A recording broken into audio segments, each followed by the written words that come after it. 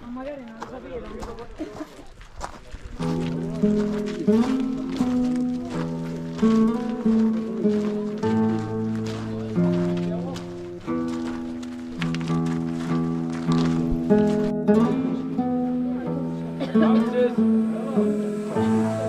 Hello, my friend.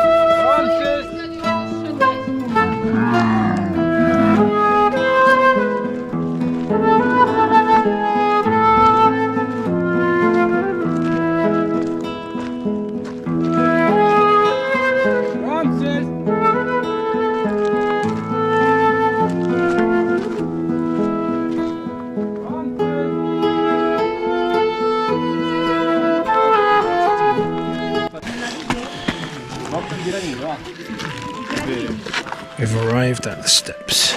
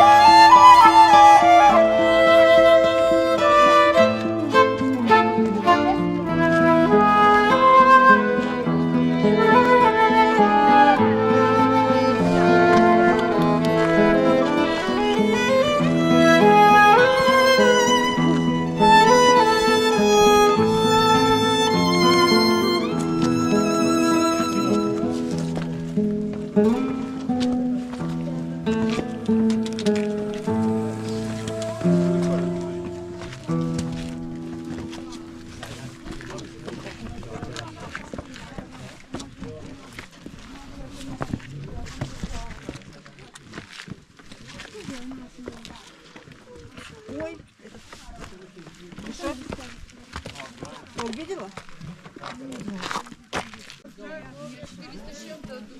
Давай сюда ко мне просто.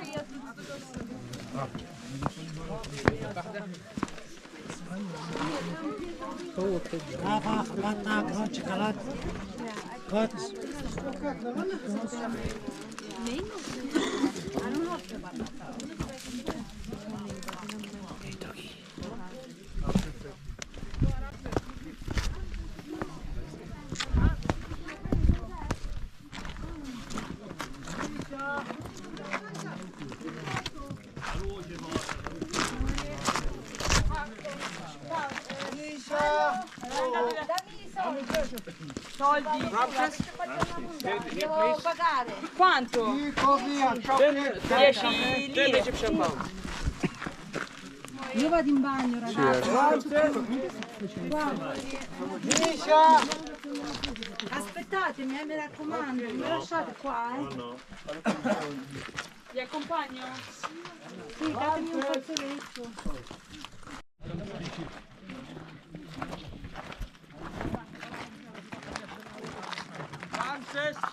Tea, coffee, chocolate, chai, cafe.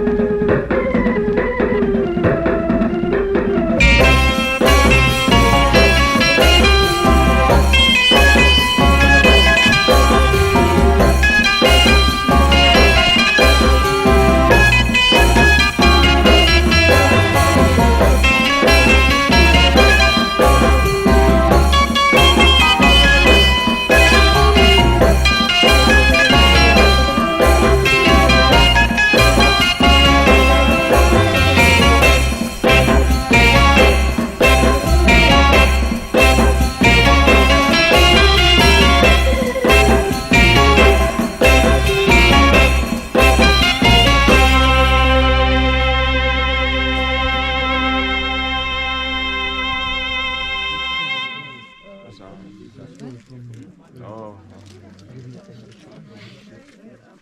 Quick, hurry up, quick. Quick time.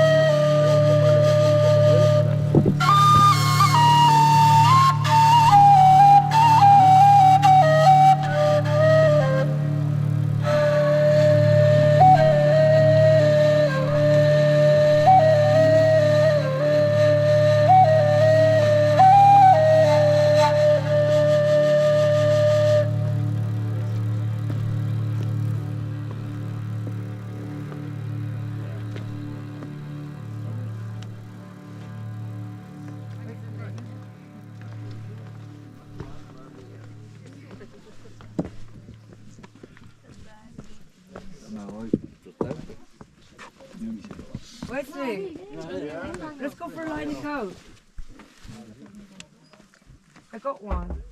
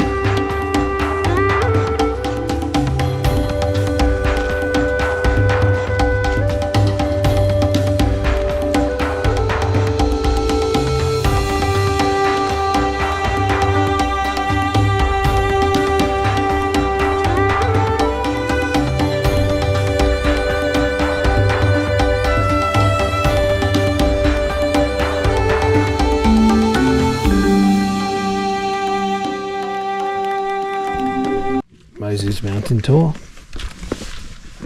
We're just climbing back down the 750 steps.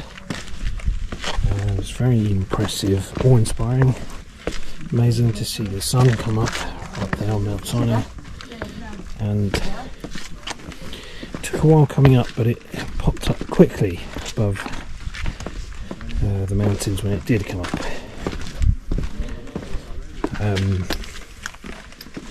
It did get cold up there, so I'd recommend, I mean, I was in shorts, my legs were fine, but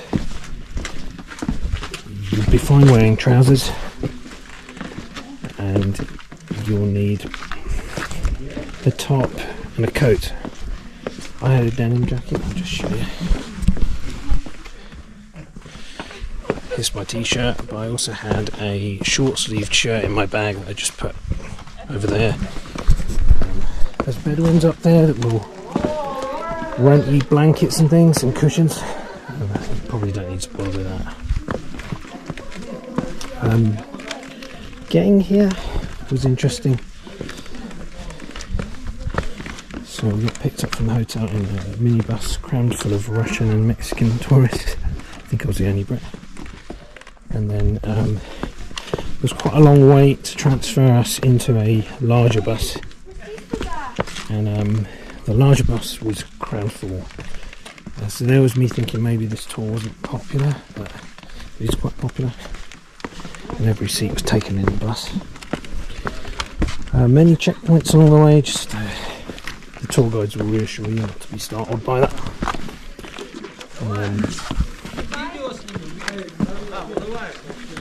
But it's probably wise to have your passport with you, or at least a copy of your passport, because the tour guide will ask for that. And definitely have a bit of cash on you, because you may need to use it.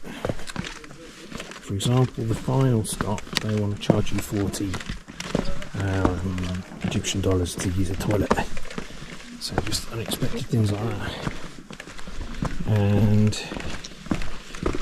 you need, if you're doing the night climb, a 1 litre bottle of water should be fine.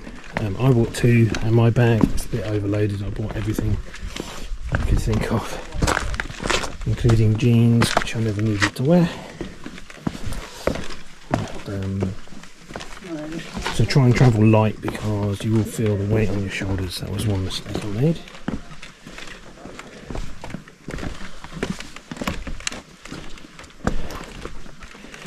And it is a fairly challenging hike, so just be conscious of that. That's all I can think of for now. I'm going to save a bit of GoPro battery for the St Catherine's Monastery tour, which you get at the end. So just heading down there now. Just switching to mobile phone for a bit, because I'm trying to save the battery on the GoPro for Catherine Monastery. I wanted to talk a little bit about the spiritual aspect of this tour, because it was obviously for people who appreciate Moses, an important place to visit, an interesting place to visit, for sure.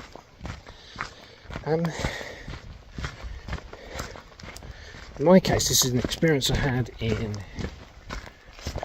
Jerusalem when I was there when I was a teenager.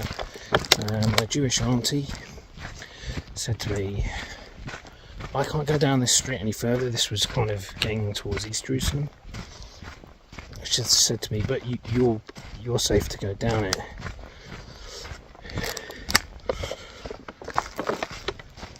Because in my case, I'm half Turkish, quarter Jewish on my dad's side. So that means I'm not actually Jewish, because my mum's not Jewish, but my dad was, because his mum was, and my dad's dad was English. So in terms of blood, that makes me a mix of Muslim, Jewish and Christian. Although for me, I am a Christian personally. That's that's what I follow. It's just interesting that to be in a place where that is so important for those three religions. And you can see how rugged this landscape is. And you can really picture what it must have been like for the Israelites traversing this terrain for 40 years in the wilderness, and why they would really have needed the manna from heaven in this landscape, where you can see there's literally nothing growing except for these little bush things. Although the Bedouin have somehow managed to grow themselves some olive trees, I'm interested to know how they get the water to grow their crops. So the Bedouin up here, they literally live off their camels and selling bottles of water and chocolates and things on the way up. But basically living off their camels, and it's a great idea having the camels here, because there were some people who were doing this climb who, in all honesty, were out of shape, and they soon got tired out, and they could benefit from just jumping on a camel at that point. So whilst I wouldn't recommend this tour for small kids or anyone who hasn't got stamina, there is a fallback, and that is that you can get the majority of the way up there on a camel. I think it's 1,000 Egyptian pounds. I'm not sure. But of course, the 750 steps at the end you can't do. But if there's no camels go up there, but if you've done the 6 kilometres or so prior to that, then the last kilometre of steps you'd probably be able to manage. But I chose to leave my wife and kids at the hotel.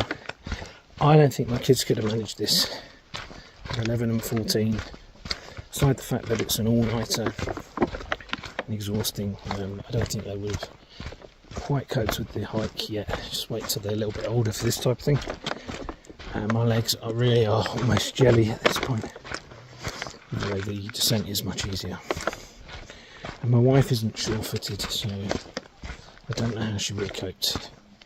And if you have to help someone, you really need to sort of focus on yourself, so you don't slip and do yourself damage. So anyway, let's continue on down to the monastery, the Catherine Monastery.